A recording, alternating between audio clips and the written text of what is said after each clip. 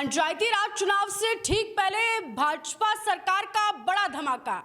BJP सरकार ने ऐसे पासे फेंके कि क्या गहलोत क्या डोटासरा सब चारों खाने चित्त रह गए। पंचायती राज चुनाव से ठीक पहले बीजेपी सरकार ने राजस्थान में लगभग 3,500 से भी ज्यादा नई ग्राम पंचायतों का निर्माण कर दिया है। अब इससे बीजेपी सरकार को क्या फायदा होगा और विपक्ष इस पर क्यों मौन धारण किए हुआ है, इसी पर हम चर्चा करेंगे। चर्चा के लिए हमारे साथ स्टूडियो में वरिष्ठ पत्रकार नीरज शर्मा जी हैं। नमस्कार सर। नमस्कार मैडम, बहुत बहुत धन्यवाद। जी हाँ, विपक्ष पूरी तरह खामोश है, मौन है, चुप है, बिल्कुल जैसे सांप सूंघ गया हो। अक्सर अगर आपने देखा होगा, विशेष तौर पर विपक्ष में गोविंद सिंह डोटासरा और एक तरफ अशोक गहलोत, दोनों ही धड़ों से धड़ाधड़ हर फैसले पर सरकार के एक छोटे से बड़े मुंह पर भी बयान आते हैं, लेकिन इस पर पूरी तरह से मौन है, क्योंकि फैसला ही इतना ज़बरदस्त है। जिस एक लंबे समय की मांग थी पूरे ग्रामीण क्षेत्र की राजस्थान भर के अंदर, वो मांग पूरी हुई है और बड़ा ही साइलेंटली, बड़ा वायलेंट फैसला लिया गया, साइलेंट तरीके से वायलेंट फैसला लिया है और सीधे ऐलान हुआ है और बड़ी संख्या में, और जो डिमांड थी सबकी लगभग पूरे राजस्थान में सबकी पूरी कर दी गई है। तो शायद इसलिए विपक्ष पूरी तरह से मौन हो गया है, निशब्द हो गया है। सर, ये फैसला इतना साइलेंटली क्यों लिया गया है? एकदम अचानक था, लोगों को इंतजार था कि चुनाव होंगे और ऐसा फैसला आ गया कि और नई ग्राम पॉलिटिकल स्ट्रेटेजी होती है। देखिए, अपनी अपनी पॉलिटिकल स्ट्रेटेजी है भाजपा के। आपने अक्सर कर बड़े जो फैसले हैं, आप चाहे धारा 370 से लेकर तमाम बड़े फैसले ले लीजिए, वो सारे फैसले एकदम से साइलेंटली लिए जाते हैं, चाहे पाकिस्तान पे हमला करना क्यों ना हो। तो जो बड़े फैसले, मुख्य फैसले हैं, वो भाजपा इतना साइलेंटली करती है काम, किसी को कानो कान खबर नहीं होती और सीधे धमाका किया जाता है और लोग उससे चौंक जाते हैं और जनता तक विस्मित रह जाती है, चाहे उनके हक में ही फैसला क्यों ना हो। सर, पॉलिटिकली क्या फायदेमंद, क्या फायदा देगा ये बीजेपी सरकार को? भाजपा को जबरदस्त फायदा देगा। आप समझिए ना, उन गांवों के अंदर उस ग्रामीण क्षेत्र की मांग पूरी कर दी गई है जो दशकों से मांग चल रही थी। एक गांव है जिसको अपनी पहचान, अपना नेतृत्व कभी मिल ही नहीं पा रहा है। क्योंकि जनसंख्या समीकरण कह लीजिए या ग्राम पंचायतों के बंटवारे का समीकरण इस तरह का कह लीजिए, अच्छी खासी संख्या है गांव की, अच्छा खासा वोट है, लेकिन बावजूद उसके गांव का सरपंच कभी नहीं बन पाता है। इस तरह के समीकरण बने हुए थे। उन सभी समीकरणों को खत्म करके लंबे समय से जो मांग थी राजस्थान के ग्रामीण क्षेत्र की, उसको पूरा करते हुए भजनलाल सरकार ने 3,500 पंचायतें बनाई। आप सोचिए, जो जमीन का बिल्कुल ग्राउंड लेवल का जो मांग होती है, जो चीज होती है, वो सरकार ने दे दी है ग्रामीण जनता को। और असल में उन ग्रामीण क्षेत्रों को, उन पंचायतों को, उन लोगों को अपनी पहचान देने का काम किया है, खुद की पहचान देने का काम किया है इस फैसले से। तो निश्चित तौर पर इसका फायदा होगा, पंचायत चुनाव में होगा और आगे जाके अन्य चुनावों में निश्चित तौर पर फायदा होगा, क्योंकि गांव से ही होकर सारी राजनीति निकलती है, पहले चौधरी चरण सिंह कह के गए थे। अच्छा सर, आम जनता को क्या फायदा होगा? क्या व्यवस्थाएं अस्त व्यस्त नहीं होंगी? ऐसा अचानक से डिसीजन सामने आया? नहीं, व्यवस्थाएं अस्त व्यस्त कैसे होंगी? आप देखिए, पंचायत का निर्माण हुआ है, अब इसको लीड कौन करता है? सरपंच करता है। सरपंच वहां से चुन के आएगा, उस ग्रामीण क्षेत्र का व्यक्ति चुन के आएगा। अब ये पूर्व की सरकारों की तरह नहीं है कि सीधा आपने जिला बना दिया, उससे चीजें व्यवस्थाएं डिस्टर्ब होती हैं।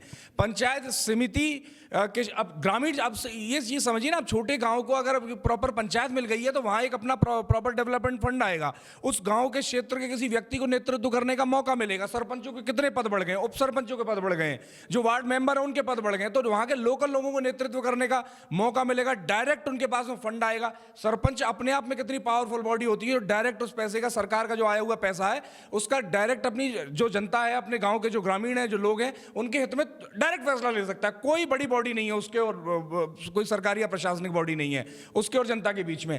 तो वहां में बदलाव किया गया। ये असल में असली रिक्वायरमेंट थी राजस्थान में। ग्रामीण क्षेत्र पे जो विकास है वो पहुंच नहीं पा रहा है, पंचायतों की बहती आवश्यकता थी कंपैरेटिवली जिलों से, जो पूर्व सरकार में हुआ था।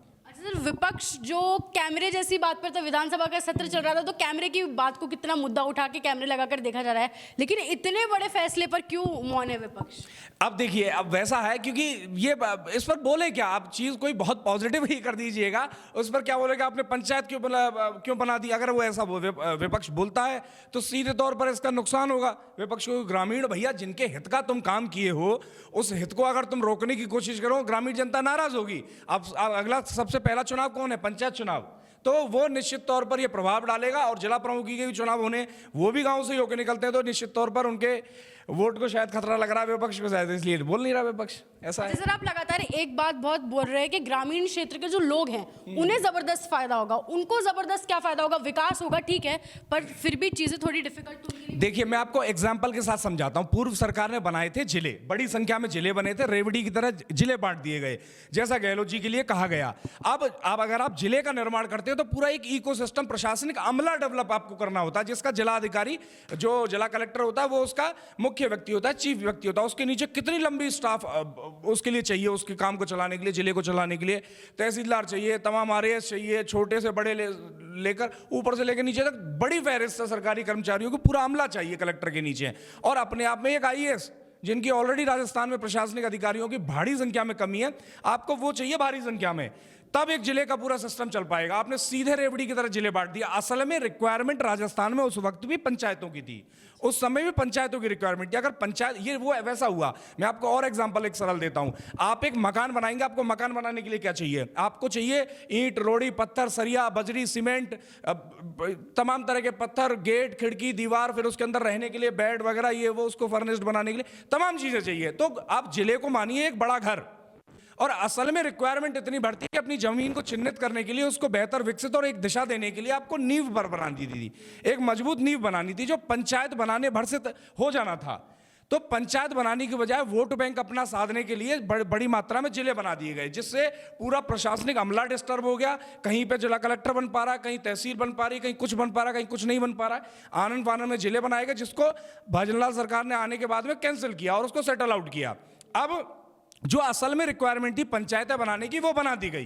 तो आप सोचिए, ये गांव की रिक्वायरमेंट थी। अब इसके लिए क्या चाहिए? सिर्फ एक सरपंच जो कि चुन के आएगा पंचायत से, वो उस पंचायत को चलाएगा। इसके लिए ना कलेक्टर चाहिए, ना कोई प्रशासनिक अमला चाहिए, ना पूरी फौज चाहिए सरकारी अफसर और कर्मचारियों की। इसके लिए सिर्फ एक सरपंच चाहिए जो गांव से चुन के आएगा और उसको सीधे बजट मिलेगा, वो अपने लोगों का विकास करेगा। तो असल में ये रिक्वायरमेंट थी। अब ये पंचायतें जब विकसित हो जाएंगी तो हाँ, निश्चित तौर पर आगे जाके इनको जिला बनना है, और जो कई क्षेत्रों की मांग है, उनकी सही मांग थी, उनको आगे जिला बनना है। लेकिन नींव का डेवलपमेंट जरूरी है, जमीन का डेवलपमेंट जरूरी है।